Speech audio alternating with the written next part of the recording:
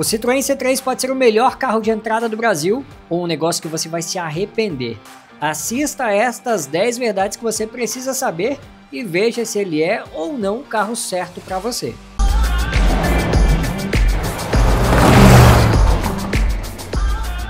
E os diferenciais desse modelo aqui, dessa versão U, topo de linha, que passa um pouquinho dos 100 mil reais, mas na prática se encontra até abaixo dos 100 mil reais, estão mesmo do lado de fora no visual.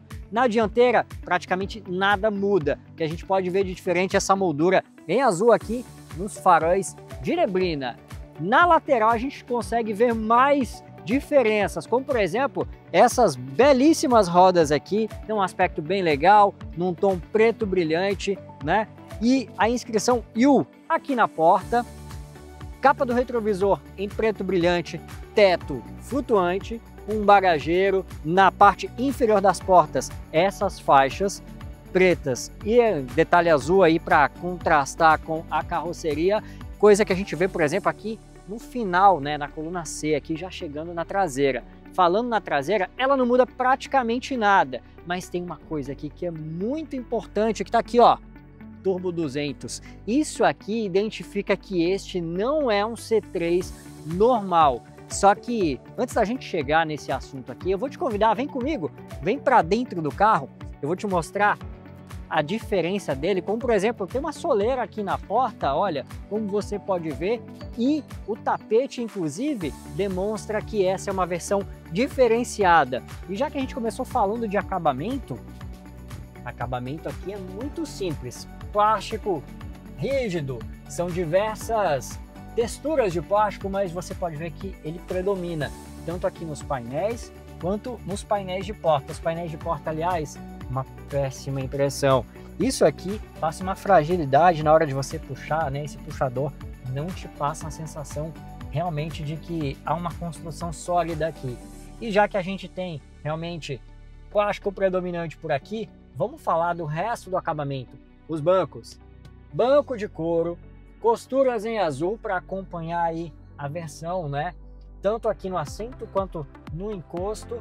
E bom, acabamento realmente não é um ponto forte aqui não, mas vamos falar de mais algumas outras coisas. Volante é multifuncional, só tem botões aqui deste lado. Esses botões eles controlam a central multimídia. Eu vou ligar aqui, vou girar a chave justamente para a gente ver algumas outras coisas, como quadro de instrumentos. Olha, Citroën, aqui você tá devendo, viu? Quadro de instrumentos aqui realmente é muito pobre, faltam informações como conta-giros, consumo. Aqui você pode ver, né, por essa haste que você vai alternar algumas funções de fato, você vai ter que apertar esse botãozinho aqui como faziam os incas, os astecas, os maias, para ter informações do odômetro total, parcial e também do consumo. Vamos lá, central multimídia. A gente tem uma multimídia aqui extremamente simples. Ela tem espelhamento para Apple CarPlay e Android Auto por fio, né? Aliás, sem a necessidade de fios. E, bom, aqui eu consigo espelhar o meu celular e ver as funções básicas por aqui. Mas é o que a gente tem em infotenimento. A qualidade do som, beleza, é ok. Mas falta carregador de celular sem fio. Vou até tirar aqui essas garrafas de água para mostrar para você que conexão por cabo aqui, ó, só USB tipo A. Não tenho carregador sem fio. Eu tenho uma tomada 12 volts aqui e tenho USB tipo A. Ficou devendo nisso aqui, infotenimento a Citroën. Para a gente continuar falando desse carro, tem uma coisa aqui que pesa e muito contra, que é a ergonomia. Quer um exemplo? Os comandos dos vidros traseiros, olha aqui onde eles ficam. Olha, é uma maneira de você economizar botões e também economizar chicote, né? Você traz o chicote até aqui, você não precisa levar um até cada porta. Esses comandos aqui, por mais que eu precise fazer um malabarismo para chegar aqui, eles servem também para quem está lá atrás. Só mais um adendo de ergonomia aqui, são os botões que estão aqui na esquerda. Modo esporte, travamento das portas e também até para regular os retrovisores.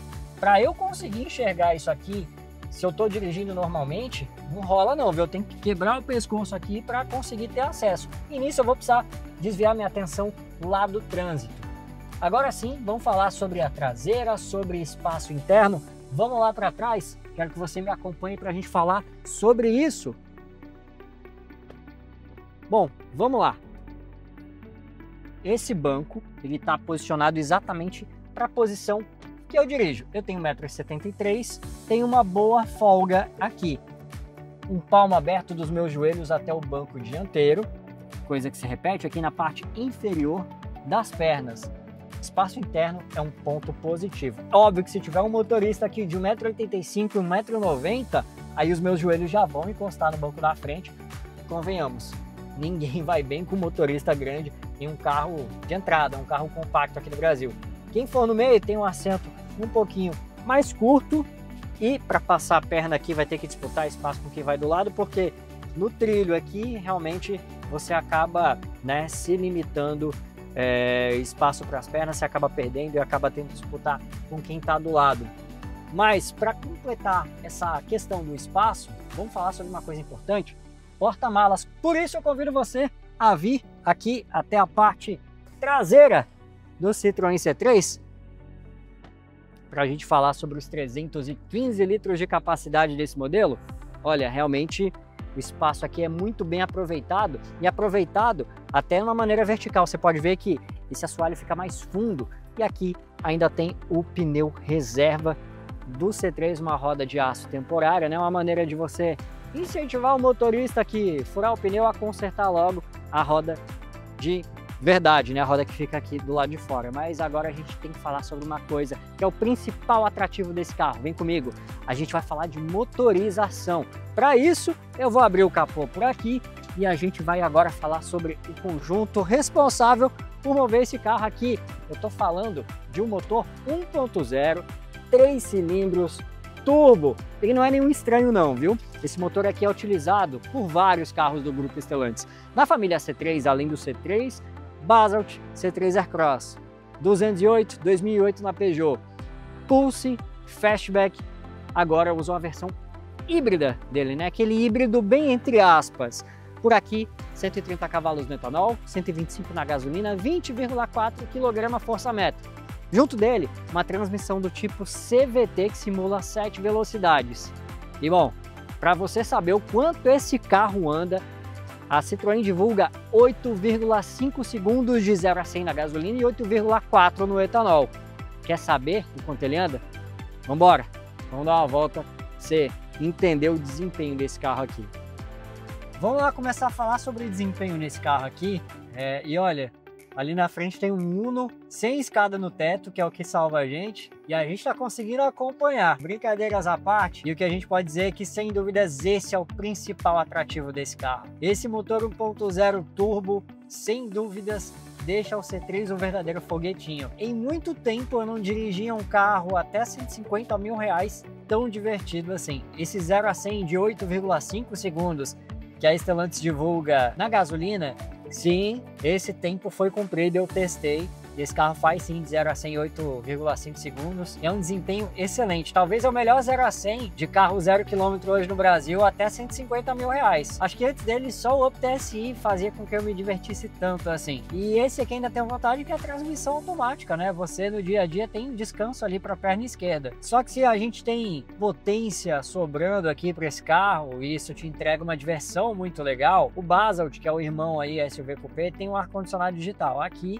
é tudo analógico, aquele bom e velho botão de girar, mas pelo menos o que a gente pode falar é que sim, o ar-condicionado é muito potente. Esse carro tava no sol, botei no máximo aqui e ele gelou muito bem a cabine. Mesmo num dia quente de sol como hoje, o ar-condicionado aqui tá estralando, tá gelado pra caramba, mandando bem demais. Bancos, para mim sempre uma crítica nessa família C3. A lombar ali jogando pra frente, né, fica a coluna meio arqueada, o assento curto, não é confortável. Tem a posição de dirigir mais elevada, que te dá a impressão de que você está num carro mais alto, mas conforto realmente aqui não tem. Isolamento acústico, você ouve muitos pneus rolando em asfaltos mais porosos. No dia a dia ali, no anda e para, no asfalto mais liso, é tranquilo, mas em asfalto mais poroso, você consegue ver exatamente como a gente está ouvindo agora. Ruído do motor invade demais a cabine, os pneus são um pouquinho duros, né? Então você também consegue ouvir aí solavancos, quando você passa em desnível, em remendos, você ouve tudo é transmitido aqui para dentro. Ruído de vento, a gente está aqui a 70 por hora e dá para ouvir o vento sim, viu? Já na questão de dirigibilidade, a gente precisa falar que os freios parecem subdimensionados. O que me parece aqui é que o conjunto de freios desse carro é exatamente o mesmo do C3 1.0 aspirado. É subdimensionado para a força que esse carro tem. E outra coisa que a gente pode criticar aqui, ainda nessa questão de dirigibilidade, é justamente a suspensão. Ela é muito molenga, o carro inclina bastante nas curvas e isso torna até um pouquinho perigoso, a carroceria rolando. E você nota essa questão da suspensão até na hora da frenagem mesmo. Uma frenagem de semáforo mesmo, se você está um pouquinho mais rápido ali, você diminui, você nota a dianteira do carro mergulhando e quando você para, ele dá aquela chacoalhada. E aí, vamos para falar de consumo agora. E eu vou dizer que manter o consumo desse carro aqui é uma das tarefas mais difíceis que eu já encontrei. A gente está num carro pequeno, leve e com um motor que sobra. Então você fica instigado a querer pisar toda hora, fica o desafio de manter um consumo. A gente está num trecho aqui misto de rodovia, já pegamos um trecho de cidade antes. Ah, mas o certo é medir na bomba. E eu vou dizer uma coisa para vocês, dos carros do grupo Stellantis, a diferença do computador de bordo para a bomba de combustível, né? Você calculando ali a quilometragem rodada com a quantidade de litros que foi consumida, é de 0,1 km por litro. É uma margem de erro muito aceitável, algo que a gente já apurou em diversos carros. Bom, essas foram 10 verdades que você não pode deixar de saber a respeito do Citroën C3 na versão EU, a versão topo de linha. Deixa um like aí, se inscreve no canal, ativa o sininho das notificações para você ser avisado quando eu tiver vídeo novo por aqui. E bom, valeu!